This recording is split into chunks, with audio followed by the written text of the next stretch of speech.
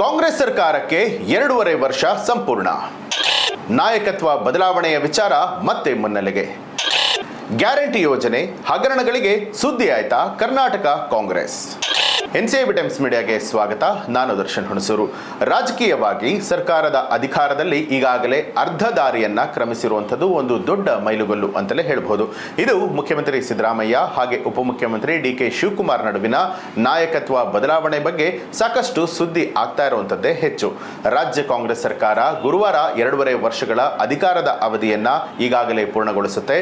ಅಧಿಕಾರದ ಮೊದಲಾರ್ಧದಲ್ಲಿ ರಾಜಕೀಯವು ಸರ್ಕಾರದ ನೀತಿ ನಿರೂಪಣೆ ಪ್ರತಿಭೆಯನ್ನ ಮಂಕಾಕಿಸಿದೆ.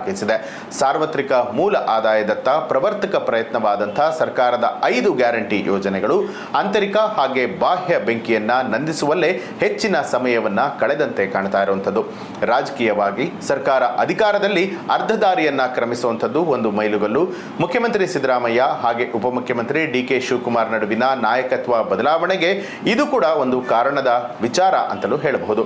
ಮೇ 20ನೇ ತಾರೀಕು 2023ರಂದು ಸ್ಪಷ್ಟ ಜನಾದೇಶದೊಂದಿಗೆ ಅಧಿಕಾರಕ್ಕೆ ಬಂದು ಕಾಂಗ್ರೆಸ್ ಸರ್ಕಾರ ರಚನೆ ಆದಾಗಿನಿಂದ ಕಾಂಗ್ರೆಸ್ ಸರ್ಕಾರದಲ್ಲಿ ಸುಳಿದಾಡ್ತಾ ಇರುವಂತಹ ವಿಚಾರ ಅಧಿಕಾರದ ಹಸ್ತಾಂತರ.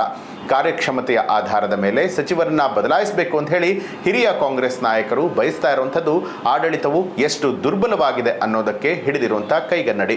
ರಾಜಕೀಯವಾಗಿ ಮಹತ್ವದ ವಿಚಾರಗಳನ್ನ ಸಿದ್ದರಾಮಯ್ಯ ನಿಭಾಯಿಸುವಲ್ಲಿ ವಿಫಲರಾಗಿದ್ದಾರೆ ಅಂತ ಹೇಳಿ ರಾಜಕೀಯ ವಿಶ್ಲೇಷಕರಾದ ಹರೀಶ್ ರಾಮಸ್ವಾಮಿ ಅಭಿಪ್ರಾಯ ವ್ಯಕ್ತಪಡಿಸಿದ್ದು, ಸರ್ಕಾರಕ್ಕೆ 10ರಲ್ಲಿ ಕೇವಲ 4 ಅಂಕಗಳನ್ನ ಕೊಟ್ಟಿದ್ದಾರೆ. ನೀತಿಯ ದೃಷ್ಟಿಯಿಂದ ನನಗೆ ಹೆಚ್ಚಿನ ಪ್ರಗತಿ ಕಾಣ್ತಾ ಇಲ್ಲ. ಇನ್ನು ಗ್ಯಾರಂಟಿ ಯೋಜನೆಗಳು ಜನರ ಮೇಲೆ ಪ್ರಭಾವವನ್ನ ಬೀರಿರಬಹುದು, ಆದರೆ ಜೀವನವನ್ನ ಬದಲಾಯಿಸೋದಿಲ್ಲ.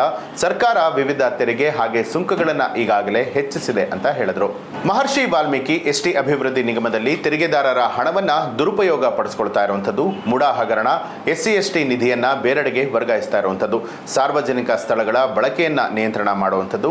ಸರ್ಕಾರವು ತನ್ನ ತಪ್ಪುಗಳನ್ನ ಸ್ಪಷ್ಟಪಡಿಸುವಲ್ಲಿ 2.5 ವರ್ಷ ನಿರತವಾಗಿತ್ತು. ರಾಜಕೀಯ ಸಲಹೆಗಾರ ವೆಂಕಟೇಶ್ ತೊಗರಿಘಟ್ಟ ಸರ್ಕಾರದಿಂದ ಬಂದಿರುವಂತಹ ಅನೇಕ ಉತ್ತಮ ಕೆಲಸಗಳನ್ನ ಪಟ್ಟಿ ಮಾಡಿದ್ದಾರೆ. ಅವುಗಳಲ್ಲಿ ವಿಶೇಷವಾಗಿ ಬೆಂಗಳೂರಿಗೆ ದೊಡ್ಡ ಮೂಲಸೌಕರ್ಯ ಯೋಜನೆಗೆ ಸರ್ಕಾರ ಕೊಡ್ತಾ ಇರುವಂತಹ ಒತ್ತು, ಬೆಂಗಳೂರಿಗೆ ಬಹಳ ಅಗತ್ಯವಾಗಿರುವಂತಹ ಮೆಗಾ ಯೋಜನೆಗಳನ್ನ ಗಾಢ ನಿದ್ರೆಯಿಂದ ಅಲುಗಾಡಿಸಿದಕ್ಕಾಗಿ ಸರ್ಕಾರಕ್ಕೆ ಸಂಪೂರ್ಣ ಶ್ರೇಯಸ್ಸು ಸಲ್ಲುತ್ತೆ ಅಂತ ಹೇಳ್ತಾರೆ. ಇನ್ನು ಗ್ಯಾರಂಟಿ ಯೋಜನೆಗಳು, ಎತ್ತಿನಹೊಳೆ ಯೋಜನೆಯ ಮೊದಲ ಹಂತ ಪೂರ್ಣಗೊಳಿಸುವಿಕೆ, SSLC ಪರೀಕ್ಷೆಯ ಸುಧಾರಣೆಗಳು, ಹೂಡಿಕೆ, ಆಕರ್ಷಣೆ ಹೀಗೆ ಹಲವು ಕೆಲಸಗಳಾಗಿದೆ ಅಂತ ತಿಳಿಸಿದ್ದಾರೆ. ಒಟ್ಟಾರೆಯಾಗಿ ಕಾಂಗ್ರೆಸ್ ಸರ್ಕಾರಕ್ಕೆ 2.5 ವರ್ಷ ತುಂಬಿದೆ. ನಾಯಕತ್ವ ಬದಲಾವಣೆ, ಗ್ಯಾರಂಟಿ ಯೋಜನೆ, ಹಗರಣಗಳಿಗೆ ಸುದ್ದಿ ಆಗ್ತಾ ಇದೆಯಾ? ಈ ಬಗ್ಗೆ ನಿಮ್ಗೆ ಏನನ್ಸುತ್ತೆ ಅನ್ನೋದನ್ನ ಕಮೆಂಟ್ ಮಾಡಿ ತಿಳಿಸಿ.